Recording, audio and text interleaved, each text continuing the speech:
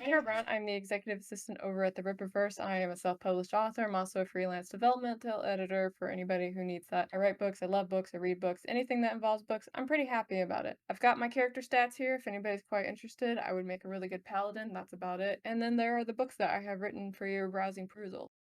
We are here to now go over the ground rules. So again, if you have a question, please write it in the chat and I will get to it at the end if we don't answer it during the presentation. Any question that you ask needs to be related to the current presentation that we are talking about right now. If you are looking to talk about your book, your story, your outline, today is not that day, but my DMs are open. I can happily go over that with you at a later time after this presentation. Leave my escapism alone. So I ask those who are participating here to leave a Y in the chat if they have actually heard this phrase, and all of them said yes, because this is a phrase that is currently being said in regards to the counter movement about why things are getting changed the way that they do. And that is because people are very invested in the IPs that they are gravitating towards, and when other parties come in and start to change them or alter them in drastic ways, there's a kickback reaction to that. That doesn't go very well, and one of the phrases that gets said is, "Leave my escapism alone."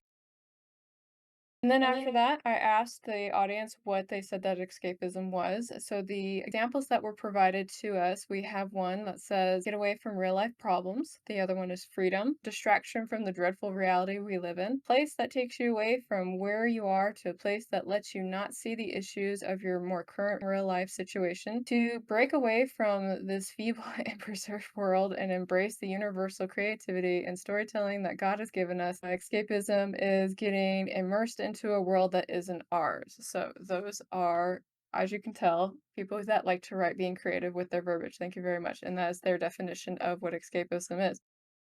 The very bare basic definition of escapism is escaping from reality into a world of imagination and entertainment. You can do that via books, video games, movies, tabletop, etc., etc. It's usually something that you have to be somewhat engaged in. So with books, you turn pages, video games, you play, movies, well, you're kind of just digesting it. Tabletop, you're more engaged with. Escapism has to do with stress relief, since it does give us a break from what it is that we're currently going through. It gives us the ability to explore different worlds, situations, personalities, mindsets that maybe we were not exposed to in our current state. There is the control aspect, so it's a sense of control over what is going on. You can see this a lot with video games. You can kind of see it with tabletop, depending on how the dice fall, but that is something that you can have some control in saying. And then there's the creativity aspect of it, as going through these different IPs activate different parts of our brain and allow us to imagine different scenarios and again kind of engage in critical thinking. So consider the following. So bad tropes thrive in romance because they are providing the escapism that some readers want from their lives. And the reason I bring this up is because I hear a lot about tropes that people wish would stop being in romance. The reason that they're there and the reason that they stay is because people really like them. They like reading them, it's their guilty pleasure, it's what they love doing. And I have a couple of examples on here, and I'll just kind of quickly summarize them for you since I know you all are very avid readers here. But we have the woman that's abducted from her home and put into a castle where there are servants there and they love her and they love to serve her, right? Well, that's usually generated towards the overworked house mother that is getting kind of tired of having to take care of kids and doing housework. And I'm not even making that up. Somebody actually went and researched that, by the way. A woman befriended by a bloodthirsty person who will fight and kill for her is suited for, I said women, but I guess you could say it's individuals there, but individuals that like powerful men that they can control and will listen and fight for them, right? In the romance writing genre, that's kind of called like the loyal guard dog, and for some reason, people really like having that in their story, and they like the idea of having that in their life. So it's like something that they like to read, but not, I don't know if they would actually want that to be present in their life. Then there is the bully that hates everybody but only likes the love interest, right? So that's suited for anybody that wants to feel special and engage in a different kind of power dynamic. And the reason I use the word bully is because the bully is usually kind of like an intimidating figure that people stay away from and don't want to mess with. But the fact that they kind of like, zoom in on you and see you, it's kind of like, oh no, he's noticed me. I'm not like other girls. And then the other one is the insta-love trope, which again, everybody hates it, but this is actually suited for people that want to experience the dopamine of going through a love story without actually having to go through the work for it. And sometimes that's just what folks want to do. And again, this is a form of escapism. right? These might be like bad tropes that people like to talk trash about, but this is the kind of stuff that people want to lose themselves in. For a little while, they want to be that lady in the castle with servants that are taking care of them, or they want to know that there's a powerful person that no matter what, they're going to be there and fight for them, right? So keep that in mind as we progress forward. So, fun fact, people who are engrossed in their IP see characters as family. We'll use comic books, for example, right? Because obviously the comic book industry's had some redesigning going on with some of their character concepts, either be it by appearance, personality, maybe they've done some altered history and stuff like that. And one of the interesting things that happens in these discussions are people asking, why does everybody else care so much, right? Well, I mean, if you are very involved with your family and you really like them and you like how they are, when they suddenly change on you, it's going to get a pretty strong reaction. We'll use me as an example. I'm a pretty big fan of Punisher. I really like Frank Castle. I think Frank Castle's, my jam, right? But I didn't take kindly when they decided to make Frank Castle, spoilers by the way, they made Frank Castle like start having some kind of like spiritual hallucinations where like his wife came back and admitted that she had cheated on him and that she was going to divorce him when he came back from his tour, and he like mentally broke down, and then they took him and threw him into another dimension and replaced him with a blonde. And I have not read that franchise ever since then. That was literally my gut reaction because, there's a few things that you don't really mess with. And Frank's attachment to, his late family is one of those. So the fact that some writer came in and kind of smeared on that really hit like a really bad note with me. So, and again, I really like Frank. I really like that story. And, I can't logically explain it other than, because I quote, quote, see them as family. I didn't fucking like it. I don't know who wrote it. I don't want to meet that person. It makes me sad. So let's go ahead, since we are actually writers, right?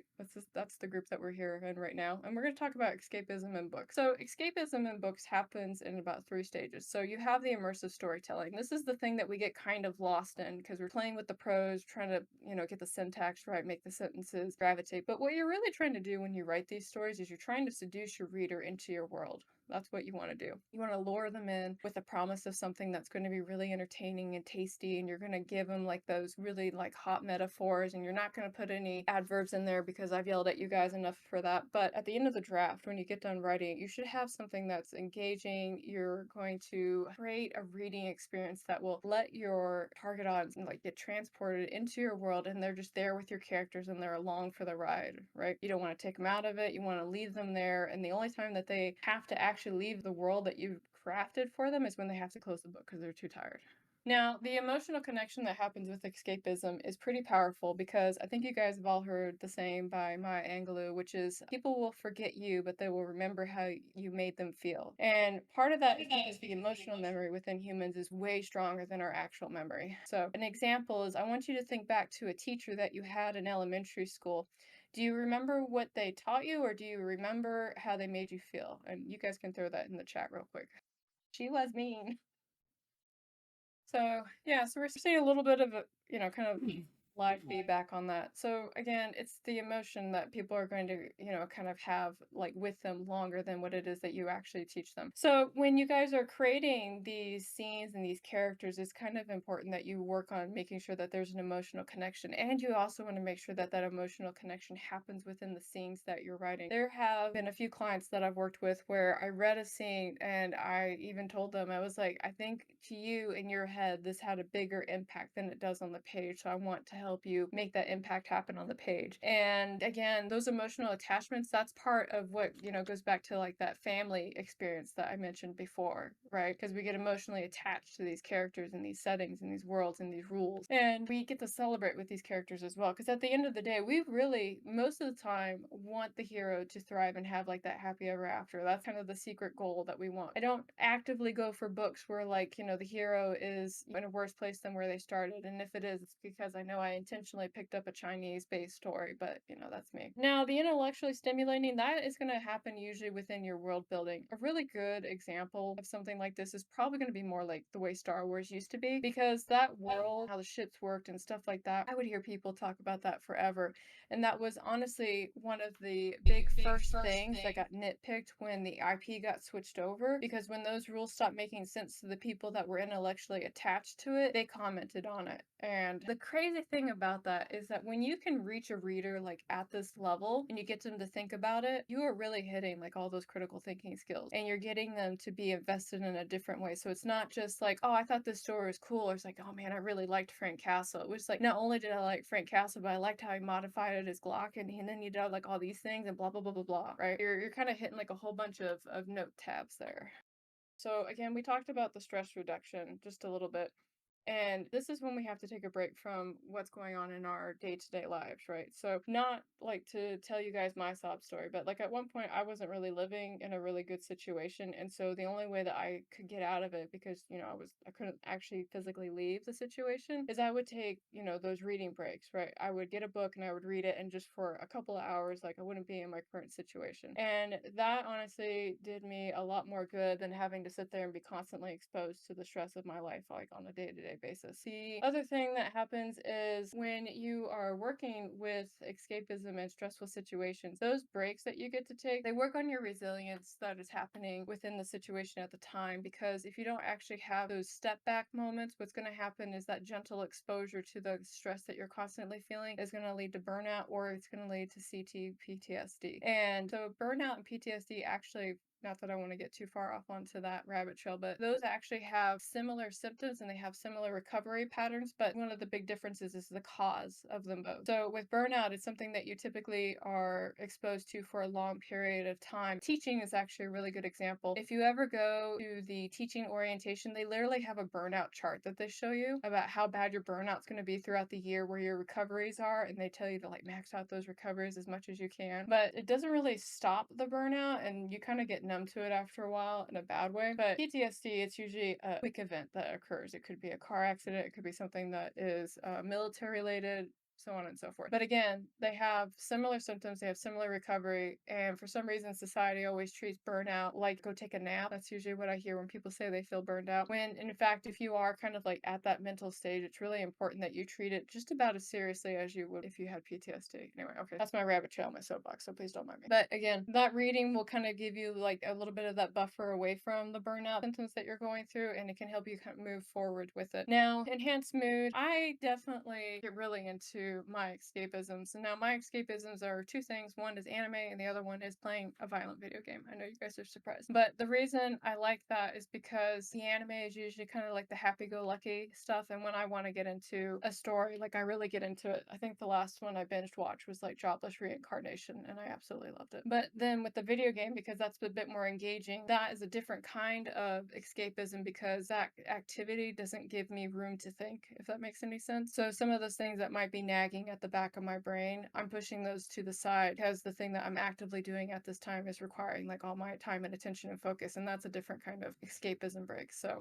but again, once I do them and I come back from them, usually the thing that might have been like eating at me before, it's alleviated. I've put some time and distance away from that moment, and I'm kind of like persevering through it. Now, this last one, again, I kind of talked about this a little bit before, but it's the new experiences. And I think this gets overlooked a lot, particularly with literature, because you will have a lot of people that will get really upset about the content that's in book. They'll be like, there needs to be a trigger warning for this. There needs to be, a disclaimer or something like that. And, if you want to put one of those in there, that's your choice. Go ahead and do it. But sometimes some of that stuff is going to give somebody the experience that they wouldn't have had. I'm trying to think about the better way to word this, because I've said that phrase several times. These experiences may not be encountered in your day-to-day life. And it also gives you the ability to go through that experience in a safe location. The first time I actually read about like a sexual assault scene, it was in a fiction book, and it wasn't super grotesque or detailed or anything like that. But that was the place that I read about it, and it really kind of made me think. And then I continued to read this book because the rest of the story had to do with the main character's reaction to it, their recovery from it, and how they moved on from it. And I lived in a house and in a place where that was not something that we talked about. And so that was actually something that when I read it, it kind of led me into a situation where I wanted to know more about it. And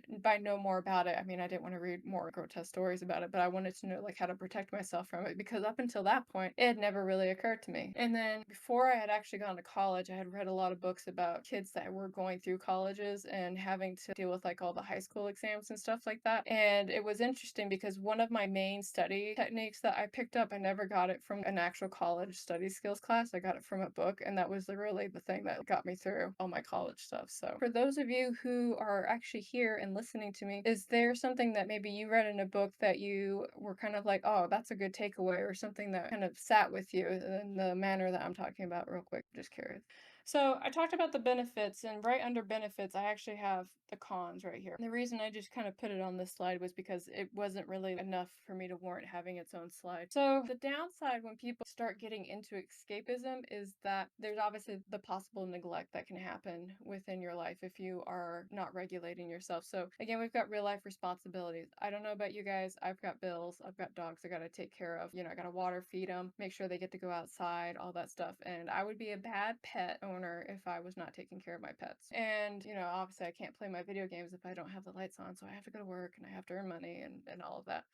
And I know that might sound really basic, but there are definitely people who really do just kind of shut off from life because they get really engrossed into what it is that they're doing. Or, as I have the other word up on there, they get addicted to what it is that they're doing.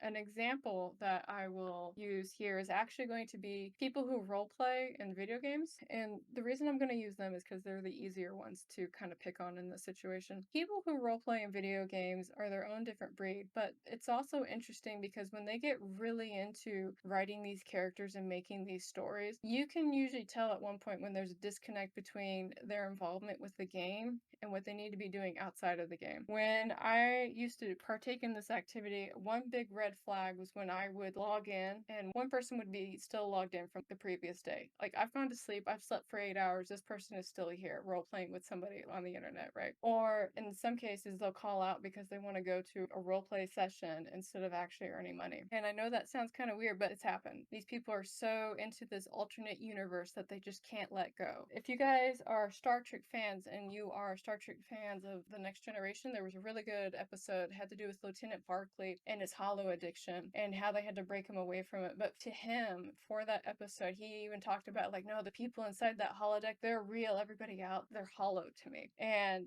I always thought, like, man, it's gonna be really sad when we get to that point. But the truth is that there are people who are already there, and trying to bring them back is a little bit of a trial and error.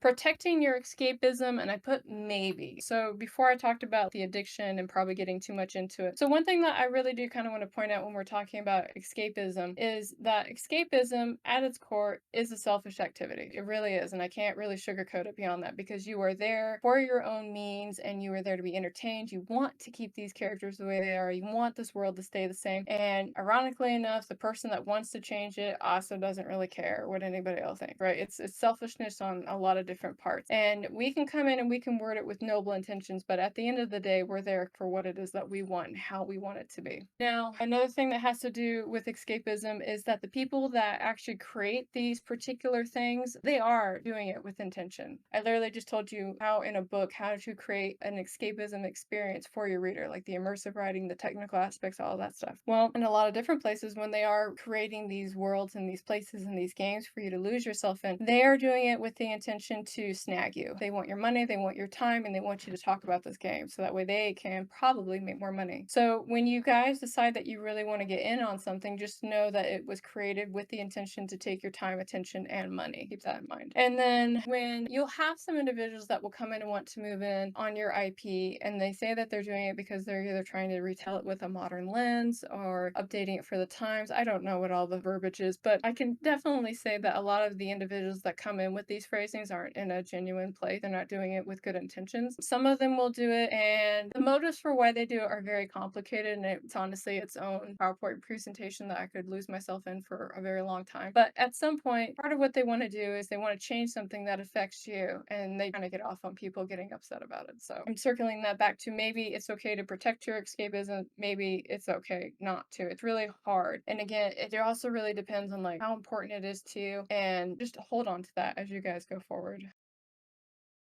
And now we're at the question time. Yeah, hello? Hello? Hello? What is your question? My question is one. So I was having a conversation with two people from this server about Hades 1 and Hades 2. Something I'm realizing because unfortunately there is this curse with the modern day changes of things is the fact that when we talk about certain things that have been changed or have been done, there are times where I do want to know, does it give us a sense of paranoia when we do see weird changes? Because in the first Hades game, which was a very popular game that came out in 2018, there was a lot that went into the game: story, content, and most of all, gameplay. And it really took a lot of people out of playing hours and hours of the game. They're coming out with a new one, and it seems like it's the same thing, but at the same time, there are things that people are kind of aware of, me included. But at the same time, if there are changes and they feel like they're changes for quote modern audiences, but the story is good and the gameplay is good, can I still enjoy my escapism even if I'm noticing some of these quote interesting changes made to certain characters or changes made of characters? I mean, it's your escapism. If you want to enjoy it, enjoy it. And if other people don't want to enjoy it, then they don't have to. That's really what it comes down to. Hard Yeah. question to answer because it really depends on how easily you pick up on slight changes. It's less about the change itself than the reason why they're doing it, because the reason why people inject those things into these long-standing franchises or even new ones is because they want to ruin someone else's fun deliberately. So honestly, that's one of the reasons why. And the thing about it is though, because I feel like it's a gotcha kind of situation. The other reason why I'm asking this is because when we talk about changes to content and material, and we talk about those changes for certain reasons, if those reasons break from the character that we know, do we judge it too harshly based off of how dramatic those changes might be, given if those changes are for the times? I know you had mentioned Punisher, and trust me, I used to love the Punisher about as much as I loved Batman. I noticed that they've changed a lot of characters who have the quote revenger theme or the super violent theme. And they changed those characters because apparently they don't want these characters quote having bad influences on people. Now, I'm saying that because I understand the reason as to why. Because when you have something that, like you mentioned earlier, is a very deep escapism, people can fall into it to a point where it can like become something very close to their identity or something relatable. But at the same time, if those characters or concepts in your escapism are relatable to certain situations that may or may not be exactly something you want to put out there. But the reason why I'm asking that is just because people are with this weird skittish thing with people because of how people have been acting over the past 10 years when it comes to certain actions or certain things. When they change characters because they're trying not to set off influences or things that people can too definitely relate to, is it a bad thing? So the reason that they actually are taking out Punisher and replacing it with a different character is because they're trying to rebrand the industry to appeal more to children because their current demographic is rejecting them. That's really why they're doing it. Really? So yeah, that's why Oh, they're doing it. Yeah. In fact, the writers of Punisher at one point told me that they kept having their scripts edited back because they weren't children friendly, which if you think about the Punisher, yeah, I wouldn't consider that to be an unsupervised comic. So, but let me flip it a little bit. So let's talk about Wonder Woman for a hot minute because Wonder Woman's gone through a lot of oh, changes please, please do. since her inception. So Wonder Woman was originally modeled off of the creator's mistress that he had, and one of the things that he liked to do with her was he liked to tie her up. She would wear these bangles that you obviously see with Wonder Woman, and in all the early comics of Wonder Woman, at some point she would get tied up by the bad guy. If you go look at the poses, there's some kind of shibari pose, and that was the way that Wonder Woman was. She was kind of sassy, kept getting put down by the guy and stuff like that.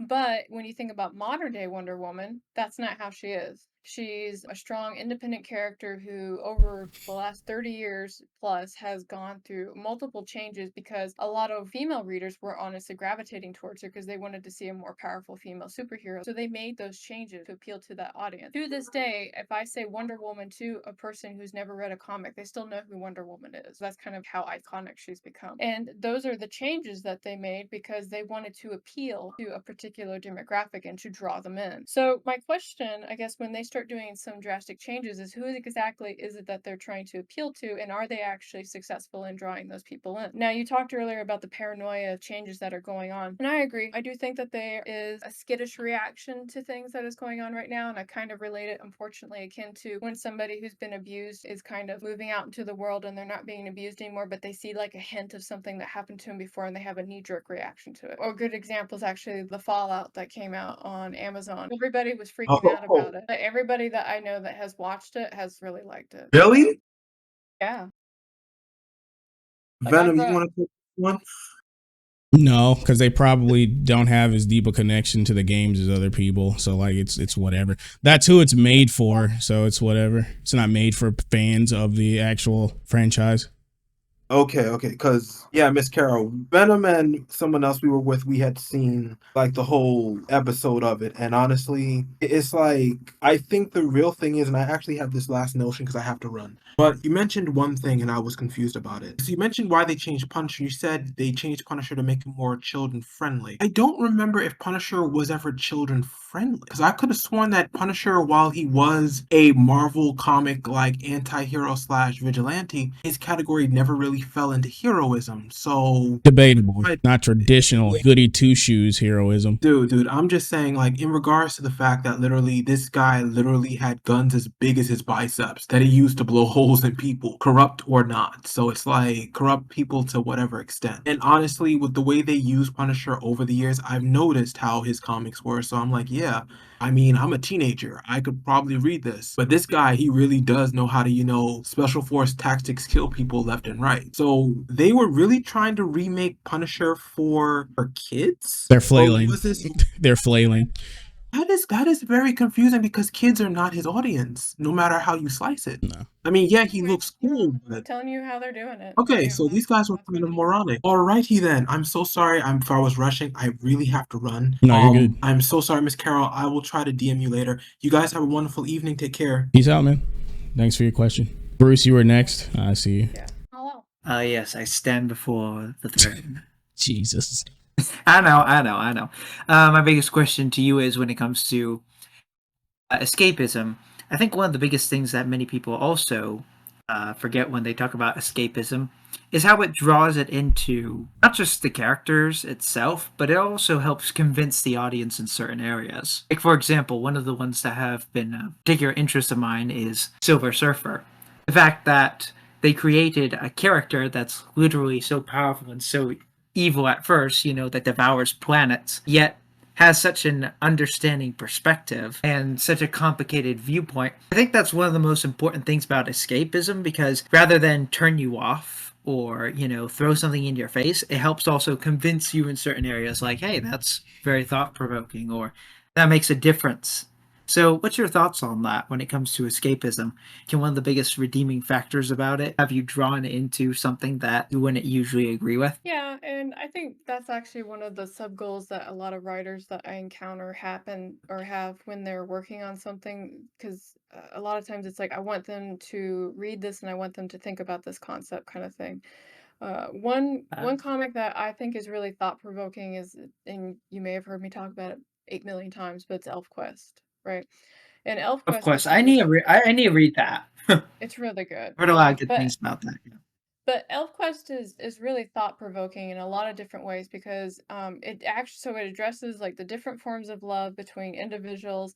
It talks about relationships. It has like a really long dialogue with violence and war, and then it also covers loneliness and mourning, and yeah, it really dives into like a whole bunch of different concepts and things that I really think it's probably one of the most underappreciated comics that is out there. But what's really, I think, really kind of fun about it is that sometimes these concepts like make people uncomfortable, and so they immediately reject them because they don't want to consider it, right?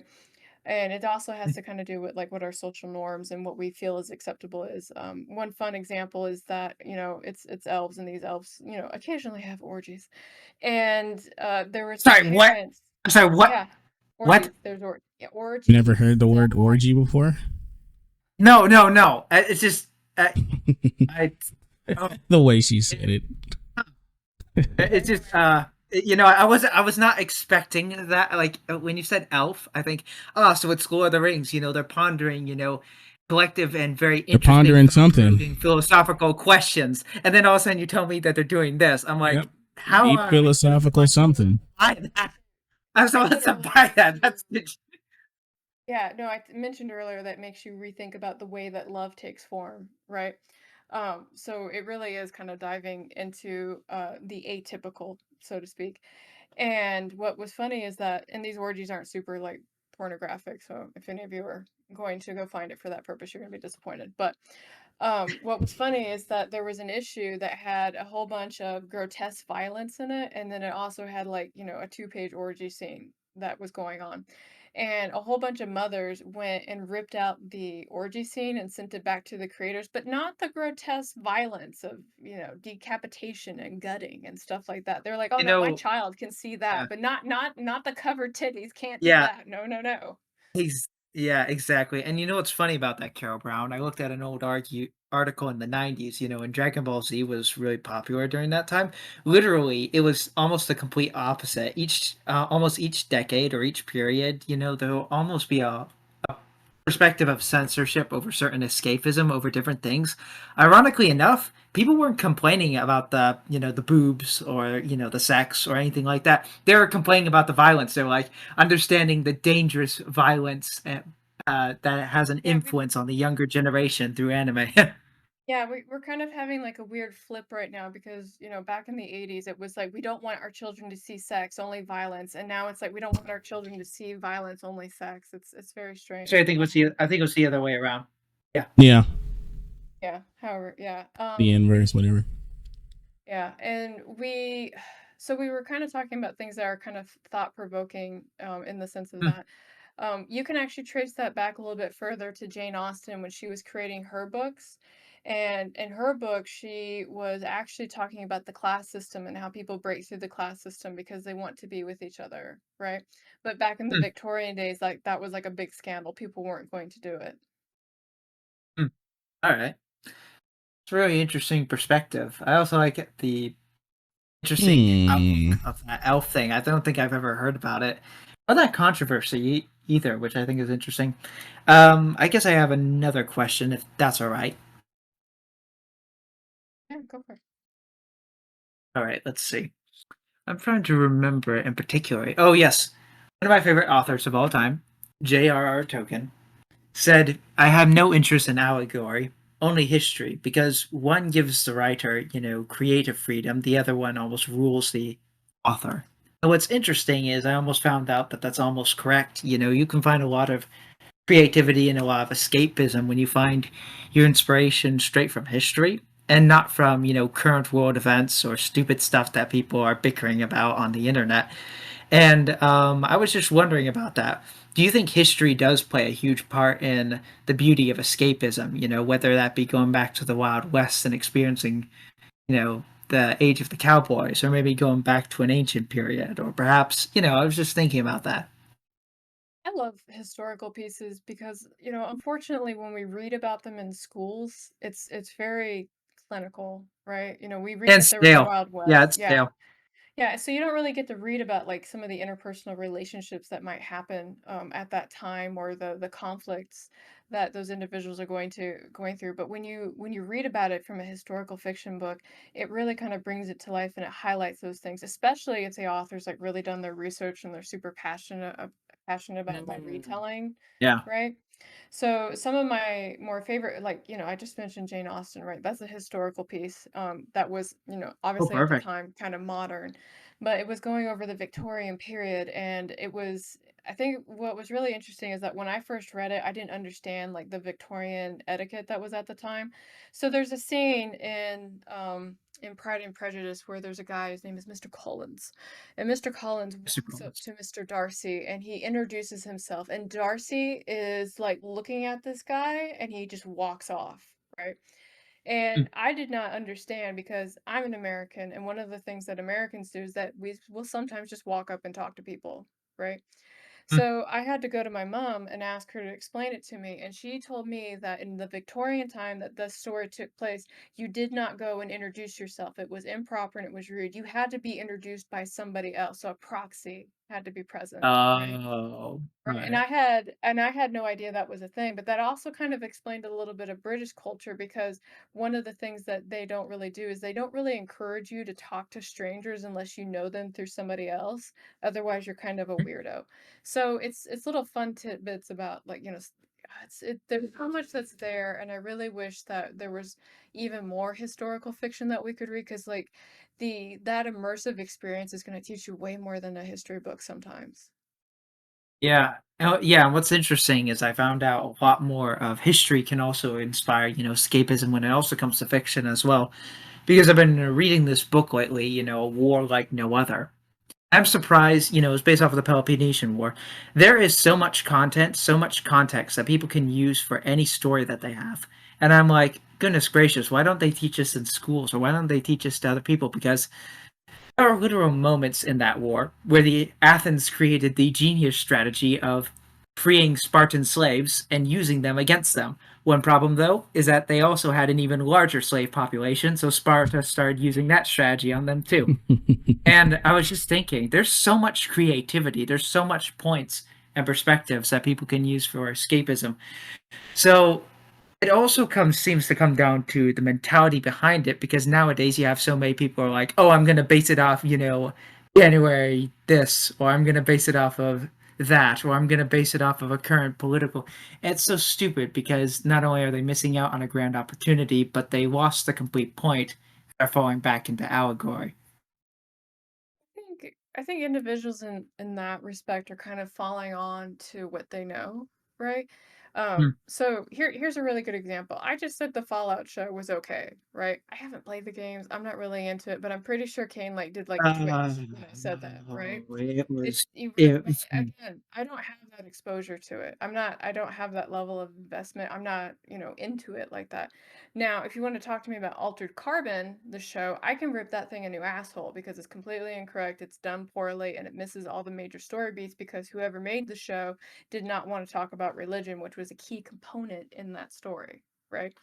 Um, now, so when you have these writers who are like, I'm going to base it off of this or I'm going to base it off of that, my usually follow-up question is kind of like, what else do you read? What else do you do? And if you are trying to write something but you don't read it, I'm gonna come down on you like on, Hammer of Old Testament God and be kind of like, no, not allowed. You have to read what you write, you know, Yeah, or you have to. that's how I feel about the Fallout show. I'm serious. Like I felt exactly how you felt with Altered Carbon. That was Funny about how you said regarding the attachment to the actual franchise. The thing is, even if you have no attachment to the franchise, on its face, it's just poorly written. Like, yeah, it is. Just know that the people that have watched it said that they liked it, so maybe I need to start looking at their preferences. It's kind of like the same enjoyment people got from Ahsoka, and then they just forgot about it a couple of days later. That's the unfortunate problem with it. But yeah, I'm not attacking anyone or anything like that. But hey, thanks for answering my question, Carol. if the shoe fits. So does anyone else? I think Soups actually wanted to ask you a question. I don't think he There's can a get on couple. mic, but his questions in the chat. Oh, Ritter has like a. We'll take Soup's question before we bring you up, Ritter. I'm gonna kick you down numbers. So See Sue you guys. says, what do you Peace. say about stories that want to be realistic or grounded? Does that necessarily have to clash with escapism also for dark fantasy and sci-fi?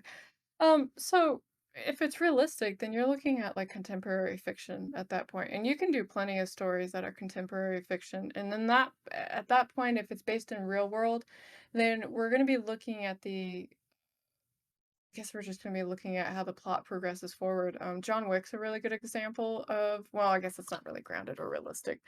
Um, oh, maybe it is. No. Okay, well, it started out that way, but then we got silent gunfights in an airport. So Yeah, okay. I will admit when the Silent Suit came out, that was focus. But in the beginning, it was pretty good. yeah, So that started in reality, and they got more fantastical as we got towards the end. I will admit that. Let's see, what's another really good one that I All I can think about are like the video game ones. Like I was like, is Hitman realistic? No, Hitman's not realistic. Well, yes and no. Once you get out of the cloning thing, it's kind of realistic. Kind of. But you'd have to remove the cloning thing. All right, contemporary movies. Let's take a look here. Okay, definitely not that one. I said contemporary. I got like Inception and The Matrix. I think Google's broken. I forgot what that word means, by the way. So help the feeble. Inception? No, no, contemporary. Oh, modern fiction. So like, think of it like writing friend fiction. Like think about it like if I decided to write like a story about like Eric July or something like that. Right? Gotcha. Yeah. So contemporary, the modern. Let's see. Ritter, I'm gonna bring you up here, but say nothing for a second. Yeah, so you have a historical one. That's the Gladiator. I guess that's kind of, it's not contemporary though. Social Network would be considered contemporary. It has the Joker as contemporary. I guess that's technically correct, but we are in the mind of a psychopath, so that's kind of more like dark psychology. But to answer your question, yes, you can't. It's not going to clash, but you're not going to be really focusing so much like on the world itself as what's going on within the plot, the story, and the characters itself. Also for sci-fi dark fantasy. Usually with sci-fi and dark fantasy, there's definitely an element of the world that's going to be affecting the story. In fact, I find with sci-fi and dark fantasy, the world setting itself is its own plot.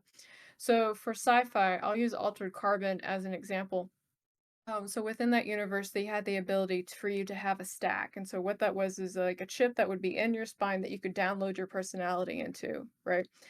But within this world, there were Catholics, and Catholics did not believe in getting stacked. They were like, once you die, and that's it. You go to heaven, right? And God will figure you out. And that actually ended up playing like a really huge role in the story because they had to question somebody, but they couldn't question them because they were Catholic, which meant that, and they were dead, by the way. So because they were Catholic, they had no stack. They couldn't question the person. The investigation like got stopped dead cold, right? So that setting, in a way, became part of its own plot device, and I won't give the rest of it away, but it's really fucking good. I really like it a lot. Anyway, I don't know if that answered your question fully, Soups. Let me know. Can I talk now? No. Okay. Nah, go ahead. I'm kidding. So my question is, how much escapism is too much escapism? You probably already answered this, but that's my question. If your escapism is getting in the way of your life, then I would say you probably need to stop and take a look at what's going on. Oh, I meant like when writing a story. I mean, your job as the storyteller is to create an immersive reading experience to the best of your capability. So I would say just go ham. Yeah, I don't think that's not a real problem, especially with fiction. No, you want as much. Like, how do you quantify that anyway? Like just just do as much as you can. Do all of it, I guess. Because you guys were mentioned John Wick, and like there's a lot of things about John Wick that are very far from reality, like being able okay, that's breaking immersion. Like the silent gunfight in the fucking airport, that breaks immersion because there's a lot of gun nuts who actually know about guns who watch John Wick. No. I am not like defending that in any way, shape, or form. I'm not debating you on it. I'm using it as an example. Like what you're describing, that's not escapism. That's like the inverse. That's just breaking the immersion. The immersion is the guns and the gunplay and the car and the dead dog, like that stuff, like his wife and stuff. Yeah, and that's usually like the first complaint that I hear from digesters of media is if something breaks their immersion, because again, they're there to be lost and to lose themselves in this world, right? So when something kicks them out of it, it's really jarring. An example is that there was a book that I read that I ended up DNFing because I liked the setting and I thought the character was intriguing, but the thing that kept throwing me was the dialogue syntax because we were in like this fantasy world that has like a lot going on, but everybody talks like they're in the locker room of a high school. And for that setting, I was really hoping for a bit more from like the vernacular and how these characters were engaging, but because Wait, you said this was a book, right? it's a book, yeah. Okay, okay, because you reminded me of a TV show that did this exact thing to me. But continue. Yeah, but in the book, like, I ended up closing it because there was, like, the mandatory scene of everybody oogling the main character who had his shirt off, and I mean everybody in this room was, like, looking at them like trainers, and they Even the instantly men want assumed. them. Huh? Even the men want them. That's a trope, actually. Yeah, even the men want them, and, like, at that point, I was like, "Nope, sorry, book's not for me, it's for somebody else, y'all enjoy it, I'm out, peace." Was Venom gonna say something else? No.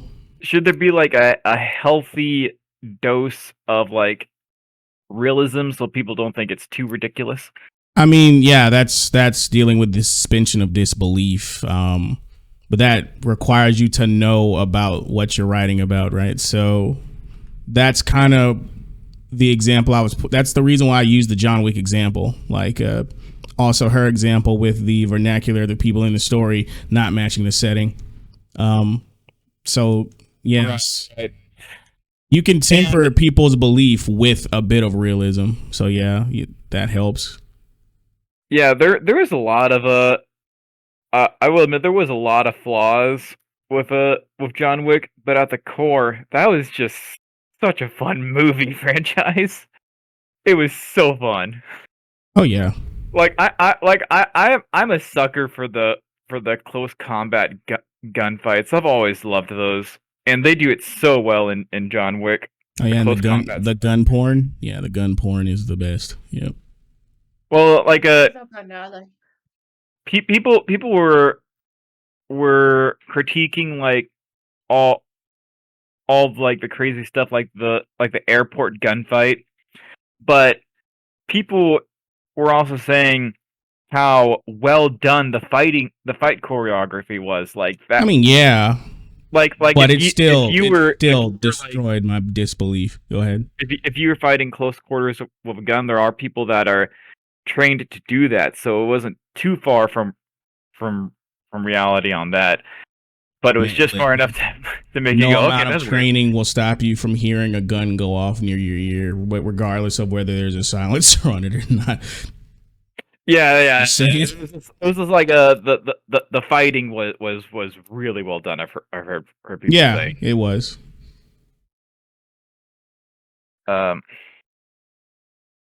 Yeah. So healthy dose of reality. I'll keep that in mind. Okay. I got no more questions. I'll fade back into the darkness. Thanks for your question, man.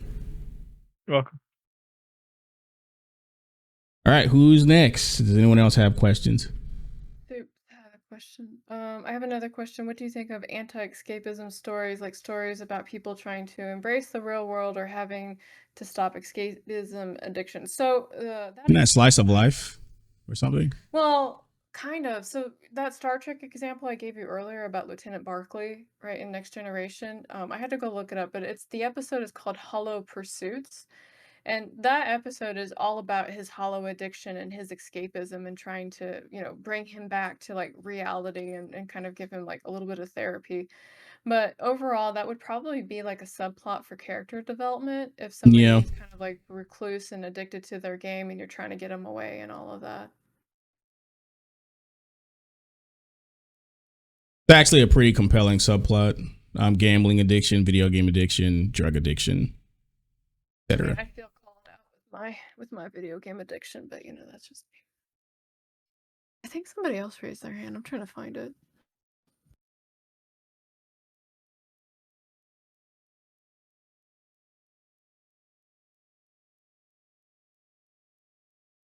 No, I'm not seeing it. Okay.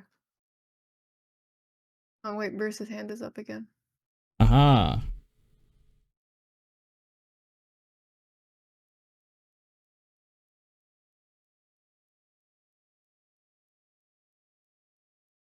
Oh, yes.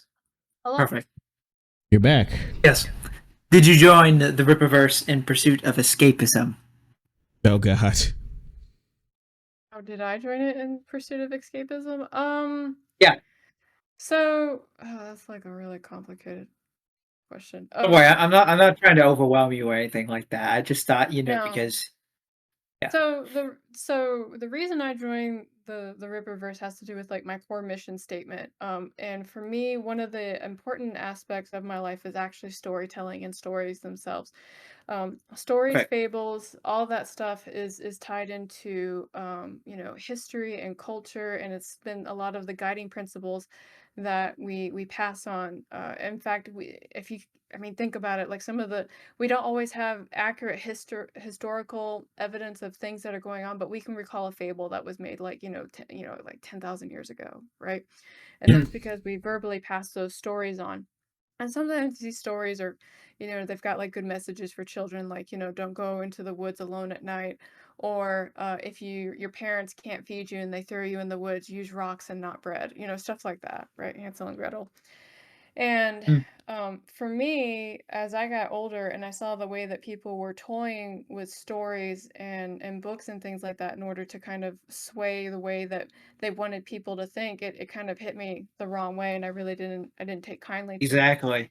Yeah, and so I wanted to do something that was against it, and part of why I write is because I want to generate like some of those stories that I hope will linger after I am not here anymore. But I'm only one person, right? And when Eric created the Ripperverse and he was going to do this big movement for the comic industry, which does have a lot of eyes on it, and he was like, "Hey, I need you." I was like, "Okay, I'm there." Right? Like it really wasn't like a debate for me. Wow. But obviously there were consequences because I was trying to branch out in the industry itself, and I was making some connections, but the moment I became part of Ripperverse, like that all dried up because everybody is worried about keeping their jobs and stuff like that, which is an unfortunate state to be in when you're a storyteller and you're trying to create worlds and characters to bring to other people, and that you can't do that because you have to worry about paying the bills, which is I got you. Well, you know what? We still really appreciate all that hard work and influence you've done because you really helped make history. Just remember that. Oh, thank God. I keep working hard for you guys. Yeah, and who knows? Maybe. And don't worry, I'm not trying to put words in your mouth. Don't ever think that. But who knows? Maybe in the future you might suggest maybe a Rippaverse character or something like that. I'd love to read it. Be so cool, but I try not to make assumptions about my future, and that's one of them. But if it happens, Okay. it'd be Okay. really cool. Yeah, it would be. Thanks, Cal. You're welcome.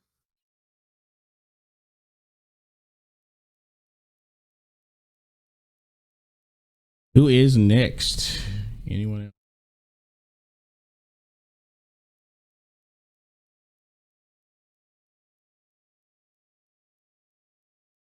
else? Gun Fu. That link, the wiki link to the episode I was talking about for Star Trek, if anybody wants to look at it. Let's see. I think that's it. Yeah, looks like that is it. Yeah. Woo! Seriously, last call. I can last call for questions because I still have to cut the recording. There's still time. Okay. Wes, what's your question? Let me let the dog out real quick while you get him.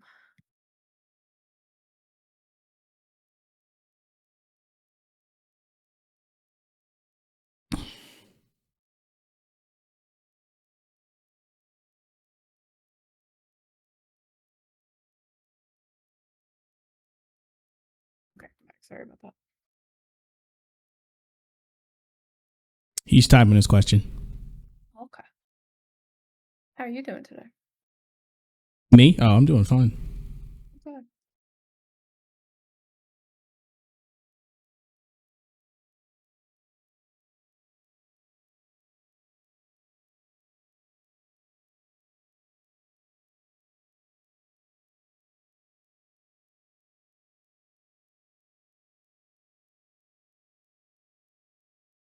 Yeah, that's why I don't include the chat reel in any of the recordings, right?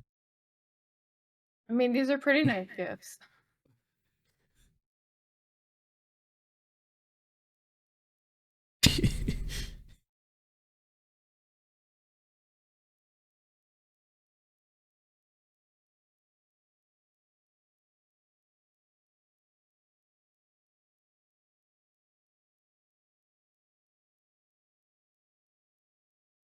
If you're trying to let readers see a glimpse of your background culture, or you're trying to explore other cultures for your own material, since, like you said, some genres are basically their own subplot, what are some suggestions that you would recommend for something like that if you had anything?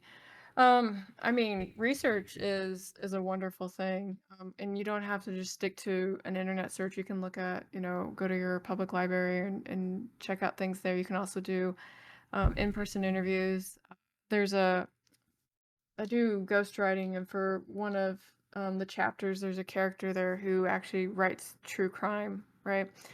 And I don't really know anything about writing true crime, but I do know somebody who writes it for a career. So I made a phone call and just did like a career interview and had them tell me what was real and not realistic about their job. And it was kind of interesting because they told me that sometimes they'll get a call from the actual killer for their true crime that will like try to correct them in their writing. I was like, that's wild, right? And I wouldn't have known that if I hadn't, spoken with that individual. So, I would say, uh, don't be afraid. You misworded your question. I meant to say some genres that have worlds that are basically subplots. Genres that are. Okay, now I'm trying to understand the question if I misread it. Well, okay, well, let's take it in phases because you're asking about cultures that maybe yours or not yours. If you are especially writing a culture that is not yours, I would highly recommend that you make sure that you go and get enough nuances about it so you can write it believably because um, I can tell you that like every time I read something and it's done about like being a teacher and somebody sends it to me, I immediately pick up like everything that's not realistic about it, right? And the question is how far I'm willing to like suspend my disbelief for the sake of the story. It's going to be the same thing about any cultures that you might have that are actually based off of current cultures. Now, if you're writing fantasy or sci-fi, you can do whatever the fuck you want. You can integrate however you want to and play around with it.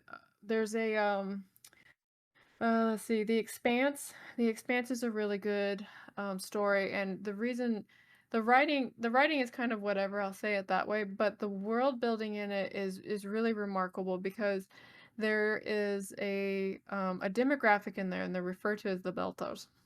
And the Belters obviously live on the ring that is, out there in the universe. And it's their culture is so unique because first off, because they don't live in a place with a lot of gravity, they're all very tall and lanky, right? But all of their language is based off of like German and Swedish.